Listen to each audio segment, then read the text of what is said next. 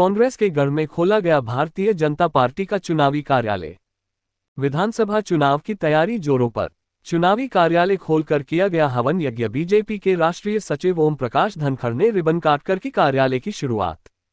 ओम प्रकाश धनखड़ ने झज्जर विधानसभा क्षेत्र से उम्मीदवार कप्तान बिरधाना को दी बधाई। पार्टी कार्यालय का उद्घाटन होने के उपरांत कप्तान बिरधाना ने कहा कि आने वाली सरकार बीजेपी की होगी। जनता द्वारा चुने जाने वाले विधायकों की दौड़ में शामिल होने वाले कप्तान बिरधाना ने अपना पार्टी कार्यालय खोलकर चुनावी बिगुल बजा दिया और आने वाले चुनाव की तैयारी शुरू कर दी। कप्तान बिरधाना ने कहा कि आने वाला समय भारतीय जनता पार्टी का होगा और प्रदेश के अंदर चहुमुखी विकास के कार्य किए जाएंगे। कप्तान बिरधाना ने कहा कि कांग्रेस सरकार में लोगों के कोई काम नहीं हुए हैं और बीजेपी पार्टी ने लोगों के हितों को देखते हुए बहुत सारी योजना शुरू की है जो कि जनता के हित में है। उन्होंने कहा कि कांग्रेस पार्टी अब हिसाब मांग रही है लेकिन इनको हिसाब अब जनता ने देना है। उन्होंने कहा कि सैनिक स्कूल का कार्य भी हमारी सरकार में किया जाएगा, साथ ही युवाओं को रोजगार के अवसर भी प्रदान किए जाएंगे। उन्होंने कहा कि कांग्रेस सरकार ने हमेशा लोगों को बरगलाने का काम किया है। इस मौके पर बीजेपी राष्ट्रीय सचिव ओम प्रकाश धनखड़, जिला नगर परिषद चेयरमैन जिले सैनी, दिनेश शेखावत, राजकुमार कटारिया, अतर सिंह, आनंद सागर, मनीष बंसल, प्रमोद बंसल, महिला अध्यक्ष सोमवती जाखड़, ग्रामीण मंडल अध्यक्ष रेखा यादव, सुनील सहित अन्य गणमान्य लोग शामिल रहे। अब देखना होगा कि आने वाला समय किस पार्टी का होगा। जनता को फैसला करना है कौन सी पार्टी जनता के लिए विकास के काम करती है और अब जनता ही वोट देकर फैसला करेगी। मैं हूं ललित कुमार, आप देख रहे हैं सच्ची खबर झज्जर। आज यहां पर बड़े हवन यज्ञ का कार्यक्रम भारतीय जनता पार्टी के जो कप्तान बिरधाना जी हैं, आज उन्होंने यहां पर हवन यज्ञ कार्यक्रम शुरू करके राजनीति के अंदर चुनावी बिगुल बजा दिया है। आज कप्तान साहब मुबारक हो, सबसे पहले आपको चुनावी बिगुल बजा दिया है, क्या कहना चाहेंगे? देखिए, चुनावी बिगल है, हाँ ठीक है, चुनावी बिगुल आ गया है क्योंकि चुनाव 5 अक्टूबर के हैं और भारतीय जनता पार्टी का एक कार्यकर्ता लगातार 5 साल से हमेशा 24/7 वो चुनाव के मोड में रहता है और कभी भी चुनाव जहाँ पर भी जरूरत हो एक कार्यकर्ता पूरे तन मन धन के साथ हमेशा जुटने का काम करता है। और आज का जो प्रोग्राम है, हालांकि काफ़ी उत्साह लोगों के बीच में है, आप लोगों ने देखा टिकट मिलने के बाद। और आज विधिवत तौर पर हमने पार्टी के कार्यालय का उद्घाटन किया है। अगले अब सही मायने में जो अगला जो प्रोग्राम रहेगा वो रण रहेगा। जो लड़ाई की जो एक शुरुआत चुनाव के अंदर होती है, सही मायने में लड़ाई आज से शुरू होगी। और एक कार्यकर्ता जिस तरह का उत्साह है, मैं आपको भरोसा दिलाता हूं आपके इस चैनल के माध्यम से कि जो झज्जर की जनता चाहती है वो अब की बारी कप्तान बिरधाना करके दिखाएगा। बदलाव भी, और जो नेता जो 3 बारी लगातार जिन्होंने मौका मिला और जो घमंड से जो चूर है, उसका घमंड तोड़ने का काम जनता करेगी। झज्जर की हल्के की जनता करेगी, क्योंकि घमंड तो कभी रावण का भी नहीं रहा। चुनाव के समय जब आपका जनता का प्रतिनिधि लोगों के बीच में दिखाई देता है, आज लोगों को ऐसे प्रतिनिधि की जरूरत नहीं है। आज लोग चाहते हैं कि ऐसा प्रतिनिधि हो जो हमारे बीच के हो, जब चाहे उसके सामने जाएं, उससे मिलें। तो ऐसा प्रतिनिधि आज भारतीय जनता पार्टी ने जनता की उम्मीदों पे खरा उतरते हुए, जनता का जो आवाज़ थी उसको सुनते हुए झज्जर हल्के में अंदर देने का काम किया। वो आपके बीच में कप्तान बिरधाना का नाम, कप्तान बिरधाना अब की बार हर आदमी की ज़बान पर ये है और इसका घमंड तोड़ करके हम इसको यहाँ से भेजने का काम करेंगे, ये मैं आपको भरोसा दिलाता हूँ। विकास की बात की जाए, विधायक जी जो हैं उन्होंने हमेशा ये कहा है कि हमारे क्षेत्र ने विकास किए। हमारी सरकार है कांग्रेस सरकार, उन्होंने काफ़ी विकास कार्य किए हैं। आप चेयरमैन भी हैं, आपने क्या देखा है, जो गांव के जो सरपंच हैं वो भी आपसे मिले हैं, पार्षद है वो भी आपसे मिले हैं, किस तरह की कमियां ज्यादातर देखने को मिली है? देखिए, विकास का तो ये चर्चा करते हैं, विकास किया, लेकिन बताते तो नहीं। एक ही बात कहते हैं कि हरियाणा नंबर 1, हरियाणा नंबर 1। वो हरियाणा नंबर 1 था कहाँ, ये बताओ मुझे। आज यदि हरियाणा नंबर 1 है तो आज भारतीय जनता पार्टी के राज में है। जब विदेशों में गिरवी रखा हुआ सोना भी जब वापिस आता है तो उसमें हरियाणा का भी हिस्सा है। आज यदि 6 मेडल देश में आते हैं तो इसमें 5 हरियाणा का हिस्सा है, वो भी है ना, हरियाणा का हिस्सा है, वो हरियाणा नंबर 1 है।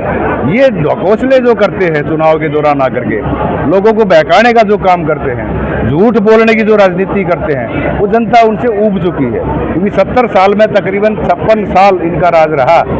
यदि सही मायने में ये काम करते तो आज इनको वोट मांगने की जरूरत नहीं पड़ती, जनता अपने आप देती। जिस तरह 15 साल हमारी विधायक रही है, अब चुनाव लड़के देखिए ना निर्दलीय, पता लगे कि कितना विकास किया हुआ विधायक ने। हमारी सोच है कि जो ग्रामीण समाज में जो आम आदमी, क्योंकि भारतीय जनता पार्टी की एक विचारधारा है, अंत्योदय की योजना के तहत काम करती है कि अंतिम पंक्ति में जो आदमी बैठा हुआ है उसका विकास हो, उसको किस तरह हम ऊपर उठाने का काम करें। और वो भारतीय जनता पार्टी ने चरितार्थ करने का काम किया, किसान को सम्मान देने का काम किया, किसान की आय बढ़ाने का काम किया, दोगुना जो MSP था वो देने का काम किया भाई। उसके अलावा 6,000 रुपये सम्मान निधि किसान को देने का काम किया।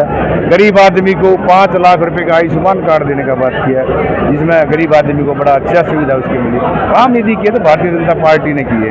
ये 56 साल के अंदर ऐसा एक भी काम गिना दें जो इन्होंने देश में किया हो जो आज तक इनको याद हो। और मैं बताता हूँ, सही मायने में थी भारतीय जनता पार्टी की सरकार आई, जब फैसले लिए तो हमेशा वाजपेयी जी ने भी ऐसे फैसले लिए, आज मोदी जी ने भी ऐसे फैसले लिए। चाहे धारा 370 तोड़ने वाली बात हो, चाहे 500 साल का जो रुका हुआ जो मामला था जिससे लोग दुखी थे, जो कांग्रेसी भी कहते थे कि मंदिर जरूर बनाएंगे पर डेट नहीं बताएंगे।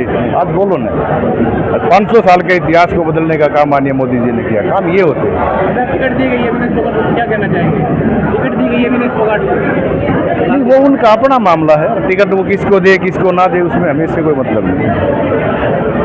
विधायक जी का जो गांव है मातनेल, वहाँ पर जो है सैनिक स्कूल बनाने की बात हुई थी, सैनिक कॉलेज बनाने की बात हुई थी, वो अभी तक नहीं बन पाया है। नहीं, सैनिक स्कूल की बात थी, सैनिक स्कूल की चर्चा में है, अभी भी हम उसको पाइपलाइन में लेके चल रहे हैं, अभी वो मुद्दा खत्म नहीं हुआ है। और उस मुद्दे के लिए मैंने भी बहुत बारी काम किया है, क्योंकि पहले 301 एकड़ ज़मीन थी, उसका फॉरेस्ट डिपार्टमेंट के साथ भी झगड़ा था, वो उसकी वजह से उसको सुधारने का काम किया। वो ज़मीन वापिस गांव के नाम पर म्यूटेशन कराई, गांव के नाम पर म्यूटेशन कराने के बाद जो 61 एकड़ ज़मीन जो थी सैनिक स्कूल की, वो भी अभी पाइपलाइन में जो डिपार्टमेंट के नाम पर हो चुकी है। लेकिन एक समस्या थी कि जिस समय ये अनाउंस किया था 2002 के आसपास, 2000 के आसपास ये अनाउंस किया था, उसके बाद कांग्रेस की 10 साल सरकार रही। यदि वो चाहते तो उस समय बन सकती थी। उसके बाद जो डिपार्टमेंट की जो डिफेंस की जो पॉलिसी चेंज हुई, उसकी वजह से ये अटका हुआ है। हमारी कोशिश ये है कि जो पुरानी अनाउंसमेंट है उसी अनाउंसमेंट पे रक्षा मंत्रालय इसको बढ़ाने का काम करे, ताकि हमारे इलाके के लोगों को फायदा मिले। इलाके के अंदर विकास के कार्य तो हुए नहीं है, लेकिन देखा गया है जो विधायक है वो बार बार विकास की बात करते हैं। लोगों से बात की जाती है तो उनका कहना होता है कि विधायक जी कोई काम नहीं करते, लेकिन बार बार जो जीत मिलती है दीपेंद्र हुड्डा के कारण, भूपेंद्र हुड्डा के कारण, उसको किस तरह से देखते हैं? देखिए, 3 बारी लगातार विधायक है, तो विकास कौन कराएगा? ये बेवकूफ़ बनाना जो लोगों को कि विकास नहीं कराए, हमारी सरकार नहीं है। आज पहली बारी इतिहास में ऐसा हुआ है कि विपक्ष के विधायक को भी हर साल 7 करोड़ रुपए माननीय मुख्यमंत्री जी ने देने का काम किया। वो इनकी अलग सोच है कि ये नहीं चाहते कि लोगों का काम करें, क्योंकि लोगों का यदि काम हो गया तो फिर लोग इनको वोट देने का काम नहीं करेंगे, लोगों का दिमाग चलने लग जाएगा। तो इसलिए इनकी सोच हमेशा ये है कि लोगों को अपने पीछे लगाते रहो, कोई ना कोई बहका के झूठ बोल के वो राजनीति करने का काम करें। जो कांग्रेस जो है हिसाब मांगने की बात कर रही है, तो क्या कप्तान बिरधाना के पास ऐसा कोई ग्राफ है या कोई चार्ट तैयार किया गया है? मेरा 1 साल का जो समय है जिला परिषद का, उसका भी ग्राफ है। जो 5 साल 10 साल जो मुख्यमंत्री हमारे रहे, उसका भी मेरे पास ग्राफ है। लेकिन ये जो 10 साल जो इन्होंने काम किया, ये अपना हिसाब तो दे दे। पहले नौकरियां कैसे लगती थी, तो आपका जो ग्राफ रहेगा उसको आप जनता के नौकरियां कैसे लगती थी वो ग्राफ पूछो ना आप। वो जो ठेकेदारी प्रथा थी वो कैसे चलती थी, आम आदमी उस ठेकेदारी प्रथा से ज़्यादा दुखी था। यदि संविधान आज बदलने की ये बात करते थे, इन्होंने संविधान अपना कब माना? इन्होंने तो अपने संविधान बनाए, अपने संविधान के हिसाब से काम करा। गरीबों की बस्तियां जड़ें, संविधान में कहीं लिखा हुआ है? पैसे देकर नौकरियां लगे, संविधान में कहीं लिखा हुआ है?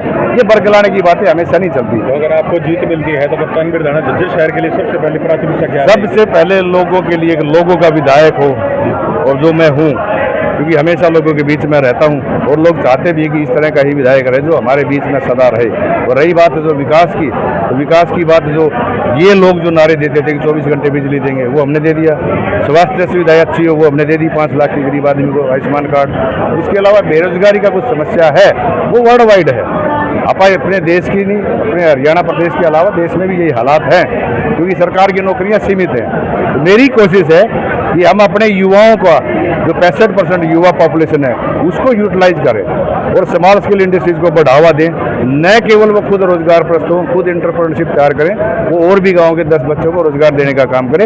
इस तरह की सोच मेरी है, खासकर अपने युवाओं के लिए, और वो मैं इम्प्लीमेंट करके दिखाऊंगा। तो आपने जो अब लोगो लगवा रखे अपनी गाड़ियों के ऊपर, मतलब ईब का कप्तान, तो ईब का कप्तान मेरा ये जनता की आवाज थी, ईब का कप्तान है।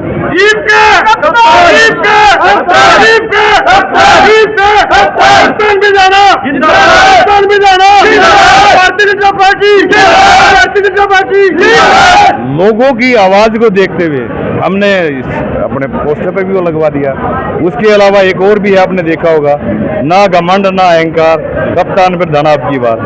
तो अब की बार झज्जर हल्के की जनता घमंड तोड़ने का काम करेगी, ये हकीकत है।